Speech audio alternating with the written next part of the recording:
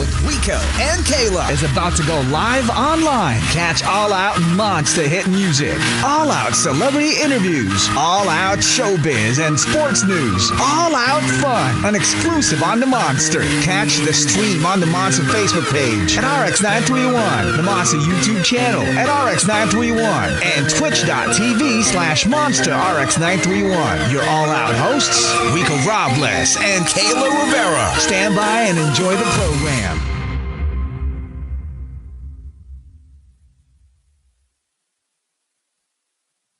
Hey, what's up? It's Rico Robles. And Kayla Rivera. You know, this is another fantastic Friday, but today, you know, we got Ruel. Yes! We back, you know what I mean? And how you been? How's everything going? It's been really great, man. It's been a weird few years, obviously, since I've been back here. But no, really happy to be here, and yeah, good to see you guys again. Yeah, and I mean, we're so happy to have you back on the Monster. I mean, we caught up with you a few months ago, but I mean, it's different having you in person, and you're also going to be having a show tomorrow as well. Yeah. So, I mean, since we last talked, how have things been? It's been a few months. Yeah, no, it's been great. I finally got to announce the album. So that's coming out in 2 weeks, which is insane because it's been like 3 years trying to get this thing out. So it's like, you know, the feeling of like handing in an assignment that you've been working on for 3 years, like that, like burden off your shoulders is crazy. So I'm so excited to have that out and have everyone listen to it and get to tour it. And yeah, it's like, yeah, it's crazy to me that it's so close. You know, I was just like, with this album, I kind of noticed that you picked up the guitar some more. Yeah, for sure. And the songwriting, it's a lot more of like a heartbroken feel to it. Yeah, it's a lot sadder for sure. Yeah. Lyrically, I was just super inspired by you know, sad boys like Jeff Buckley, like Elliott Smith, and yeah, I don't know, just that whole world was really I don't know, exciting to me, and I never really delved into that. So yeah, this album has a lot of that influence. And then painting that picture and the album with the music, is it more heartfelt when you pick up an instrument? Yeah, for sure. It's definitely like way more heartfelt instead of just like scrolling through beats and be like that one, and then you sing on it. Like when you like, you know, a feeling that you're by yourself,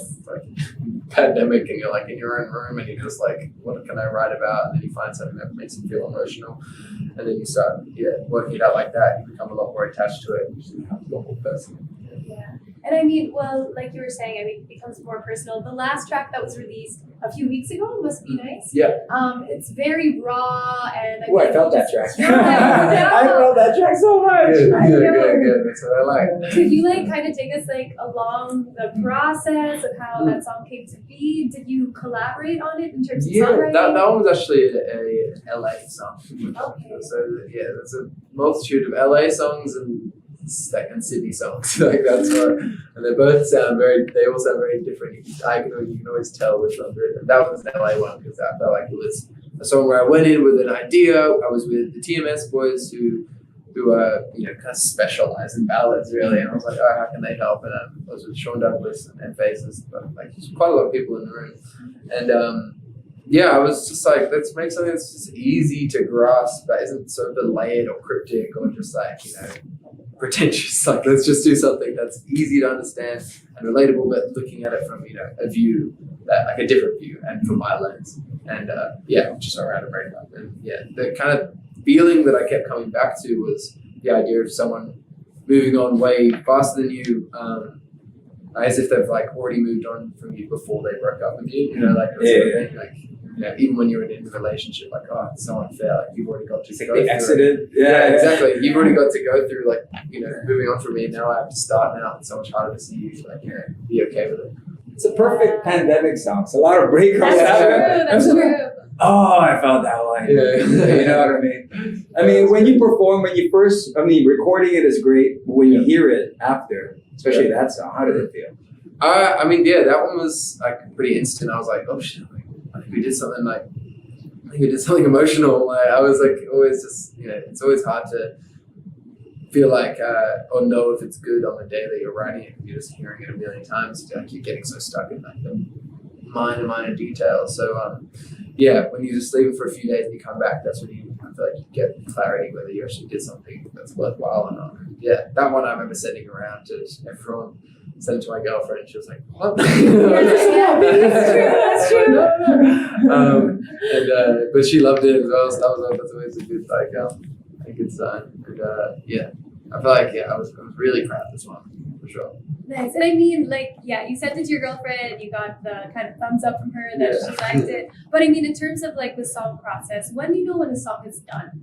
And when it's good, Yeah, ready to go. yeah. You don't ever know. Like, you just gotta stop when you have to. You know, like you could spend years on a song. Like, I don't know. It's hard. I mean, I feel like if you keep just adding stuff, it's just gonna make it sound worse for me. Like, you know, if you go over the top, it's, you know, you can tell. I feel like you can tell when you've done too much. But yeah, like, I don't know. I'm actually not much of a perfectionist. Like, I'm happy if it just gets the idea across, you know, and the song's there, like the core is there, the feeling's there, in terms of like, you know, the EQ of the, you know, bloody hi-hat. I'm like, okay, you know, like you do your thing if you feel like that's gonna make it better. Like, but yeah. And then do you get it out there? Do you have a DJ in the club playing it? Or is it more of a drive music? You have 5 of your friends driving and playing it? What's the gauge for you? What do you mean? Like when I listen to To your music, yeah. Okay. Do you have your friends like in the club like, hey, can you try this? Can you spin this? No. I'm definitely not a club guy, but I usually just like chuck it on in the car if I'm driving by myself. I would never play it with my friends in the car. If my friends are like, you listen to your own music? That's very Kanye. Yeah, sure. Yeah, you don't want to be Kanye these days. Yeah, so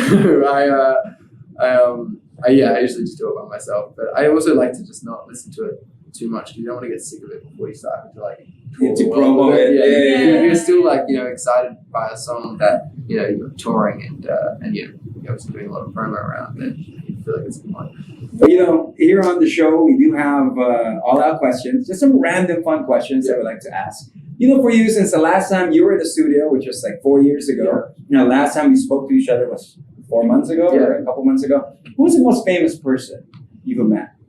That's such a funny question. Damn, I don't know. What's like the idea of like fame, like, you know, just like as many people know them, or just like to me? Like in terms of like probably Elton John. Yeah, that was super early on in my career. I was like 14. I met that dude. And yeah, probably him. I have to go him. I really want to meet like an athlete like that. I feel like that's me, like musicians and stuff. When I meet other artists, like I always want to be like super chill. I don't want to like seem too, you know, keen, even if it's like someone I really love or like a massive fan on. I just want to like pretend that like we're all on the same page. You know, like we're chill. But like if I met like, I don't know, Mo Salah from like Liverpool, I'd be like, what's going on? Like I'd be like, can I get a photo? I don't care what they think of me. You know, I just want like, I feel like I would be a lot less cool around like actors or athletes and like someone who isn't in the same industry as me. I mean, speaking of people that are in the industry with you, what would be like a dream collaboration for you? I don't know, anyone that I listen to, I've dreamt of collaborating with, you know, like when I hear something that really inspires me, I'm instantly like, oh, I wish I wrote that song. I want to write with this person so I can get something like that, you know? I could name a billion, but if I could name one, like, you know, if we're also going with like the Dead or Alive thing, I would go for Jeff Buckley, because he was like a massive like eye opener for this record. Yeah, I would like. If they offer you, speaking of Dead or Alive, right, to portray a biopic of Kurt Cobain, would you do it? You look like Kurt Cobain. People have told me that. Yeah. I don't know. I feel like I need a bit more like trauma in my life. I feel like I need a bit more angst. I think a little bit too like, you know, I'm just a dude from Sydney who like had a pretty decent upbringing, you know. I feel like going in, but sure, I would love to do that as like an acting role. That'd be kind of cool. But I feel like it'll be rude to say I relate to him. But I don't know. He's an incredible artist. I absolutely love what he did for music. So it would be an honor for sure. And you know, it's great too that the approach that you've done with your music now, it's a bit of an alternative rock feel to it, right? That's like that was the goal. Even on stage as well, right? Like my band, I think we were really excited when I started playing this stuff. It's a lot more live sounding. It's not. Is this the type of show that you're gonna do? No, it's just me and the guitar. This one, so it's super acoustic. The show that I'm doing. It's just me and the guitar. I'm going to get the band over when we do like the full album tour. But this one's just like a promo tour, so it's like, oh, I'll just do a little. So, hey man, it's Need a exciting. guitar, 6 songs, just do it real chill, and Awesome. leave it one more. And 2023 is gonna, it's a far stretch though. You have any more plans other than the album? Oh, just like touring everywhere I can get my hands on. Really, like anywhere that listens to the album, I'll be there because I miss it. I haven't done proper touring in exactly like 4 years. Like it's crazy. I've done like little tours here and there, like little 5-show things around Europe, America, but nothing like a proper album tour. You're on the bus, you got like 40 shows to do in a month. Oh, That I kind of like as much how hard that is and how like kind of grueling that can be. I kind of miss that structure and schedule. Like everything's so far and in between and uncertain that I kind of just want to like live that life a little bit again. But what do you do when you're on tours? And other than the show, what do you do when the show is done? Do you go out and check out local I places? go play FIFA with my bandmates, and I mean I couldn't usually go out to bars and stuff because I was under 18. But I mean like it was great. Like after I'd wake up, it would be I don't know, midday, and I'd like 4 hours of sound checks, and me and the band would just go out and explore, go to a museum, get on like little Lime scooters or bikes or whatever, and just like go around the city, go to sound check, come back to the bus, like get ready for the show, play the show, and then I go to sleep, and that'd be the same every day. But now I'm going back on tour. Now I'm 20. Well, It's a different world out there. I'm not going to be hitting the club, but I will be going on a nice little cocktail bars over there. I mean, so when you came back to Manila this time, the last time was like how many years? 4 years ago, or like? Yeah, well, 20 when I was in Manila, last. it was March 2019, so about 3 years and 11 months. Wow. Okay. So yeah, my gosh.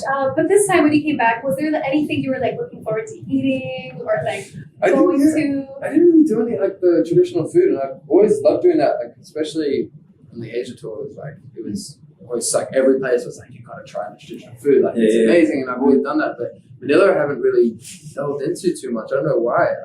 you played ball earlier. I played ball. I know Yeah. basketball's best. Even last time I was here, I remember going to a court and just like played some pickup. But anything. I mean, just like going to food spots and playing sport is like the best thing for me to just like exit work for a little bit and just like hang out in that place. So let me know if there's any pickup games going on. Hey, we'll find them again. Sure, yeah. We're arranging one right now as we speak. But a message for your fans in the Philippines. And thank you so much for just sticking with me over the past few years. Like I know it's been hard, but I haven't put out any music, so I appreciate you guys just hanging around and still supporting me and giving me the opportunity to come back here and reciprocate the love. Thank you for the music, man. Yeah. I mean, No, you that's writing the easiest that, bit. putting yourself out there, That's the easiest bit, man. Like that's the shit that I love. So I'm really excited. it's just amazing. Well, there you have Well, it. thank you. Yeah, Yeah, thank you very much. Yeah, good to see you. There you have it, everybody that's watching. We hope you guys had a great one. He's here. He's going to have a show 7 p.m. tomorrow at the Venice Grand Canal. Till then, yes, I'm Miss Kayla Rivera. And he is at Rico Robles Live. Hey, that's been another fantastic Friday. Peace. Rule, rule, rule, rule. Woo! Yo, what's up? It's Ruel here, and I am a monster. I'll see you tomorrow, hopefully at the Venice Grand Canal at 7 p.m. We're playing a show. Hope to see you there. Bye. Monster exclusive interview. Monster exclusive interview. Only from Manila's hottest. Monster RX91.